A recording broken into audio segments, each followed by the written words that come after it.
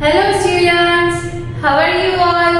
I hope so you all are fine. Now kids, we completed 2 sessions of chapter number 5, solar system, right? But in today's session, I am going to explain few topics about planets. Revision करेंगे हम planets का, then after satellites. Then after I am going to explain you all the things about, about all the revision of the whole session, right? Then after next session में क्या explain करूँगी वो भी मैं आपको explain करूँगी. But before I start explanation about today's session, let me revise all the things about last sessions. कि हम लोगों ने last session में क्या किया? हम लोगों ने last session में किया about solar system and planets, right? तो चलिए फटाफट हम revise कर लेते हैं solar system and planets. That our solar system consists of the sun and all the celestial bodies that revolve around it. Solar system के the sun and the 8 other planets form the solar system. कि sun और बाकी के 8 planets क्या form करते हैं? Solar system form करते हैं, right? In depth there are total 8 planets in the solar system, right? वो जो अपनी ही place पे revolution करते हैं, उस place को, उस fixed path को हम क्या बोलेंगे? Orbit बोलेंगे, right? And the 8 other 8 planets are Mercury, Venus, Earth, Mars, Jupiter, Saturn, Uranus and Neptune. मैंने आपको particularly एक की characteristic बोली थी, right? जैसे कि Mercury, it is the closest planet to the sun and it is the smallest planet कि वो सबसे नजदीक वाला planet है sun से और सबसे छोटा वाला planet भी कौन सा है? Mercury है. This planet is often called the morning and the evening star. इसको morning और evening star भी बोलते हैं just because Mercury shines brightly just before the sun rises and just after the sun sets. इसको क्यों morning और evening star बोलते हैं? Just because जब morning में sunrise होता है उससे पहले वो shine करता है और जब sunset होता है उसके बाद वो shine करता है. That's why the other name of Mercury is morning and evening star. Sorry. Clear? Then after about Venus. Venus is the second closest planet to the sun. Venus जो है वो second closest planet है sun से. It is almost identical to the Earth in size, gravity and weight, but the temperature of Venus is very high because of the thick atmosphere. Kids, it is the same as like Earth की. Earth में जो जितनी जिसकी जरूरत होती है बिल्कुल वहाँ पे, फिर भी वहाँ पे life exist नहीं करती है. क्यों वहाँ पे लाइफ एग्जिस्ट नहीं करते? बिकॉज वहाँ का जो एटमोस्फियर होता है वो बहुत ही थिक होता है, झाड़ू atmosphere. Kids, in earth there thin atmosphere that we can breathe. ये पतला एटमोस्फियर जिसके थ्रू हम इजीली ब्रीथ कर सकते हैं. बट वीनस का जो एटमोस्फियर है वो बहुत ही थिक होता है जिससे हम ब्रीथ नहीं कर सकते. बाकी वहाँ पे बहुत सारी सुटेबल थिंग्स है कि वहाँ पे भी लाइफ एग्जिस्ट कर सकती है. जैसे कि वहाँ पे अर्थ की साइज ज्यादा है, वहाँ पे ग्रेविटेशनल फोर्स है, वहाँ पे वेट है, बट टेम्परेचर की वजह से ही वहाँ पे लाइफ एग्जिस्ट नहीं कर सकते. It is the hottest planet in the solar system. Venus जो है वो सबसे हॉटेस्ट वाला प्लैनेट है, सबसे गर्म वाला प्लैनेट है, राइट? कि वो भी एक फीचर हो सकता है कि गर्म है, उस वजह से वहाँ पे लिविंग थिंग सर्वाइव नहीं कर पाते हैं, राइट? सो वो है बिल्कुल अर्थ जैसा, बट ये सारी की सारी वजह से वहाँ पे लाइफ एग्जिस्ट करती नहीं है. Then after Earth is the third closest planet to the sun. sun से बिल्कुल थर्ड नंबर का है Earth, right? It is also called the blue planet because 70% of its surface is covered with water. सोचो कि उसको the other name of Earth is blue planet. क्यों? Because उसकी जो 70% लैंड एरिया है वो बिल्कुल वाटर से कवर्ड है. किससे कवर्ड है किड्स? वाटर से कवर्ड है. तो सोचो कि वाटर का कलर कौन सा है? वाटर का कलर तो ब्लू होता है नॉर्मली. तो ऊपर से जब हम 70% लैंड कवर्ड वाटर से तो ऊपर से देखते हैं तो कौन सा कलर दिखता है हमें? ब्लू कलर दिखता है. कौन सा कलर दिखता है किड्स? ब्लू कलर दिखता है. So the other name of the earth is blue planet just because 70% of its surface is covered with water. It is only planet where life is known to exist. यही एक अकेला planet है जहाँ पे life exist करती है.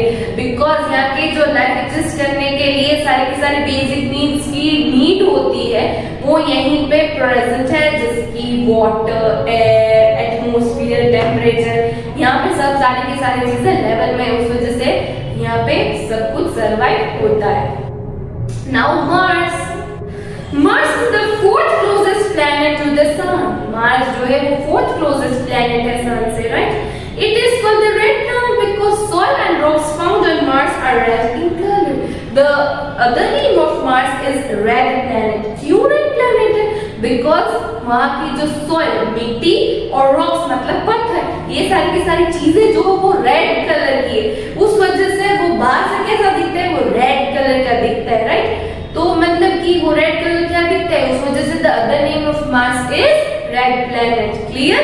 जैसे कि हमारे अर्थ में क्या है कि स्टोन्स है, ये सब कुछ ग्रे कलर का और ये ब्राउन ब्लैक इस उस तरह का दिखता है, राइट। बट यहाँ वहाँ का सैंड मतलब सॉइल और रॉक्स कौन से कलर का है, रेड कलर का है, उस वजह से इसका नाम क्या है, red planet also, right. Now Jupiter. Jupiter is the fifth closest planet to the sun. Jupiter जो है वो फिफ्थ प्लैनेट है, क्लोजेस्ट किससे क्लोजेस्ट, तो के सन से। It is the largest planet in the solar system. ये सबसे लार्जेस्ट, सबसे बड़ा वाला प्लैनेट कौन सा है सोलर सिस्टम का? सबसे बड़ा वाला प्लैनेट जो है वो है जुपिटर है। कौन सा है किड्स? जुपिटर है। Clear? Now Saturn. Saturn is the sixth closest planet to the sun. Sun से सिक्स्थ नंबर का प्लैनेट कौन सा है? सैटर्न है, right. It is the second largest planet in the solar system. सबसे लार्ज वाला Jupiter है, बट उससे थोड़ा सा छोटा, बट सेकंड लार्जेस्ट कौन सा है? सैटर्न है। Saturn is the second largest planet in the solar system. It has ring like structures around it. उसके आजू बाजू में एक रिंग लाइक स्ट्रक्चर है, तो हमें मतलब वो रिंग लाइक स्ट्रक्चर होता है, उससे हमें पता ही चल जाता है वो कौन सा प्लैनेट है, it is Saturn, right. Then after Uranus. Uranus is the seventh planet from the sun. Sun से सेवेंथ नंबर का प्लैनेट जो है वो कौन सा है? यूरेनस है। It is bluish in colour. उसका कलर कौन सा है? उसका ब्लू कलर है, just because of the presence of the methane in its atmosphere। उसके एटमॉस्फेयर में एक मीथेन नाम का गैस है जो प्रेजेंट है, उस वजह से उस प्लैनेट का कलर कैसा है? ब्लूइश टाइप का है, right. Then after Neptune. Neptune is the farthest planet from the sun. सबसे दूर वाला प्लैनेट जो है वो कौन सा है? वो नेपच्यून है, सबसे दूर वाला, right. Hence it is the coldest planet and it is deep blue in color। Neptune तो दूर तो ही है और सबसे कोल्डेस्ट मतलब सबसे ठंडा वाला प्लैनेट कौन सा है? वो है नेपच्यून, और उसका कलर कौन सा है? ब्लू है। कौन सा कलर है किड्स? वो है ब्लू कलर का। Clear? I hope so you understand about the planets। Now let's begin today's topic about satellites। Satellites क्या है? सैटेलाइट दो टाइप्स की होती है, एक नेचुरल सैटेलाइट होती है और दूसरी आर्टिफिशियल सैटेलाइट। नेचुरल सैटेलाइट मतलब कि वो नेचर में ऑलरेडी वहां पे प्रेजेंट होती है, राइट। और आर्टिफिशियल सैटेलाइट क्या होती है कि जो हम ह्यूमन बीइंग्स ने बनाई होती है, right. The other name of artificial satellite is also man made satellite. Because man made क्यों? Because it is made by human beings, right. A satellite is an object that revolves around a planet in an orbit। वो जैसे कि मैंने बोला सारे के सारे planet जो होते हैं वो सन के आजू बाजू में ऑर्बिट में वो रिवॉल्व करते हैं, राइट। बिल्कुल उसी तरह से जो एक प्लैनेट है उसके आजू बाजू में एक पर्टिकुलर स्पेस में पर्टिकुलर अपने ऑर्बिट में ही रिवॉल्व करता है, उसको क्या बोलते हैं? क्या बोलते हैं किड्स? सैटेलाइट्स बोलते हैं। Like planets satellite to do not like planets satellites you do not have their own light। बिल्कुल प्लैनेट्स के पास अपनी खुद की लाइट्स नहीं होती, वो किसकी लाइट से शाइन करते हैं? वो सन की लाइट से शाइन करते हैं, राइट। बिकॉज खुद की लाइट कोई भी एक प्लैनेट्स के पास अपनी खुद की लाइट नहीं है। बिल्कुल उसी तरह से जो प्लैनेट्स है उसके जिसके भी पास अपनी नेचुरल सैटेलाइट होती है, जैसे कि हमारे अर्थ के पास क्या है? कौन सी है? मून है। तो मून के पास भी अपनी खुद की लाइट नहीं है, वो भी सन की लाइट से रिफ्लेक्ट होकर हमें पता चलता है कि ये मून है, बाकी अपनी उसके पास अपनी खुद की लाइट भी नहीं है। They reflect light from the sun. ये सारे के सारे एक प्लैनेट्स और सारी की सारी सैटेलाइट्स वो किसके थ्रू रिफ्लेक्ट होते हैं? वो सन के थ्रू ही रिफ्लेक्ट होते हैं, right. There are two types of satellites, natural satellites and artificials. There are two types of satellites. One is natural and another one is artificial. Now, number one, natural satellites. A natural satellite is a celestial body that revolves around the planet in an orbit. जो natural satellite है वो एक celestial body मतलब एक heavy body जो होता है वो कोई भी प्लेनेट के आजू बाजू में अपने फिक्स ऑर्बिट पे वो रिवॉल्व करता है। वो सोचो कि अगर वो फिक्स ऑर्बिट पे ना रिवॉल्व करे तो क्या होगा, वो हमारे अर्थ से टकराएगा, राइट। बहुत सारी पॉसिबिलिटीज होती है, बट वो अपने फिक्स ऑर्बिट पे ही रिवॉल्व करता है, उस वजह से ऐसी कोई भी चीज होती नहीं है। The moon is the Earth's natural satellite. Moon जो है वो हमारे अर्थ की एक नेचुरल सैटेलाइट है। किड्स ये वन वर्ड में भी क्वेश्चन आ सकता है, फिल इन द ब्लैंक्स में भी आ सकता है और एमसीक्यू में भी आ सकता है, right. Which is the earth's natural satellite, तो आपको क्या लिखना है, moon is the earth's natural satellite. The planets and their respective number of satellites are given below. जो प्लैनेट्स है उसके पास अपनी खुद की जो सैटेलाइट है उसके नंबर्स के साथ लिखा है, राइट। मर्क्यूरी के पास अपनी खुद की कोई भी नेचुरल सैटेलाइट नहीं है। वीनस के पास भी अपनी खुद की कोई भी नेचुरल सैटेलाइट नहीं है।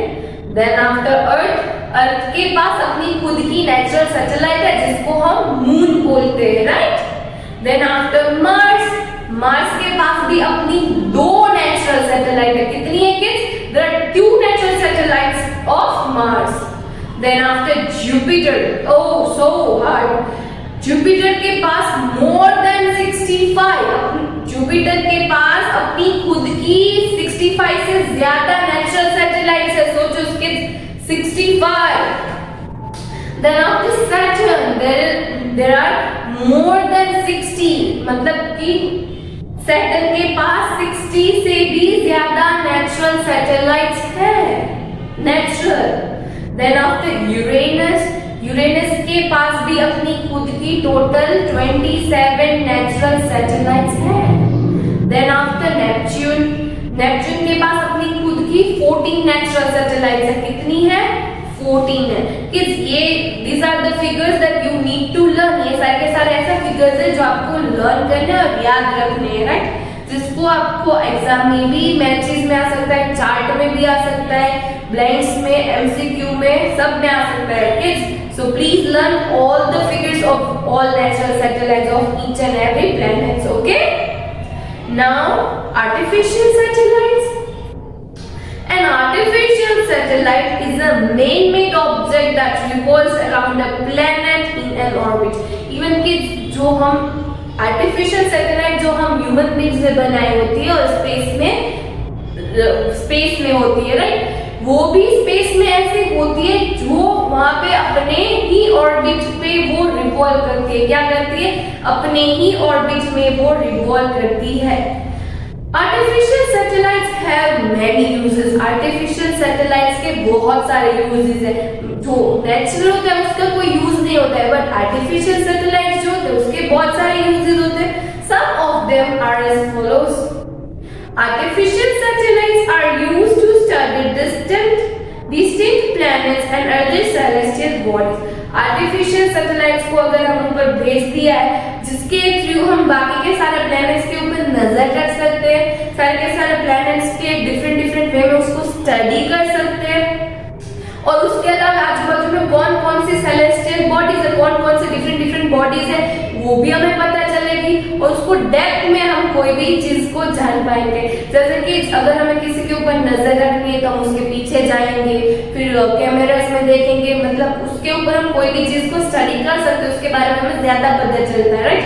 बिल्कुल उसी तरह से जो आर्टिफिशियल सैटेलाइट हम ह्यूमन बीइंग से ऊपर भेजा है जिसके थ्रू हमें क्या पता चलता है कि सारे के सारे नेचुरल बॉडीज जो है उसके सेलेस्टियल बॉडीज जो है उसके ऊपर हम नजर भी रख सकते हैं, और उसके ऊपर हम डेप्थ में भी जान सकते हैं, उसकी मूवमेंट भी हमें पता चल सकती है, और उसका कलर क्या है ये सब कुछ हमें पता चल जाता है। जैसे कि हमें ऐसा होता है कि 365 डेज में अर्थ रिवॉल्व करता है। तो ये सारी की सारी चीजें हमें कैसे पता चलती है? Just because through satellites.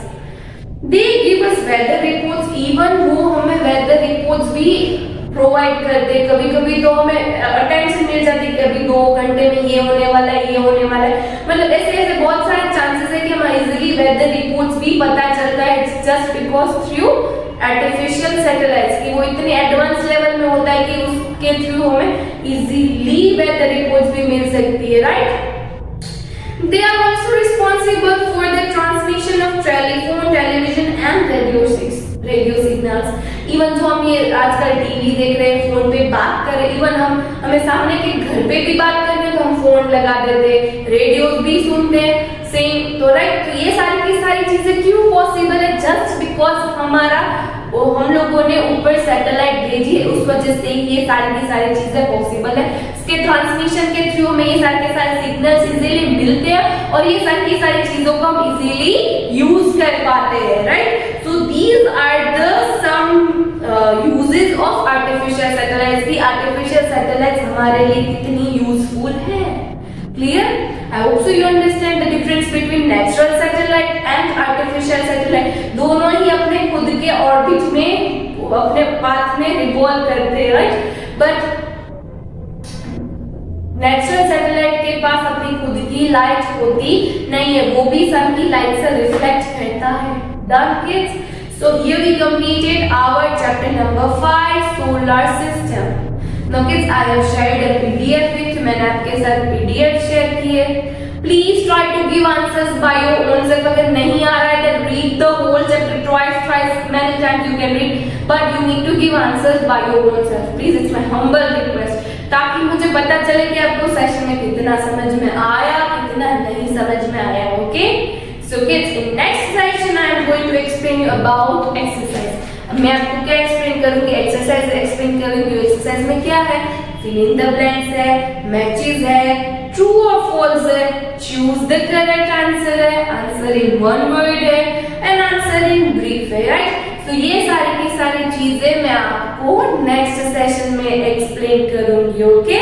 So kids, here we completed our chapter number 5. If you like my video, like it. Until next session kids, bye.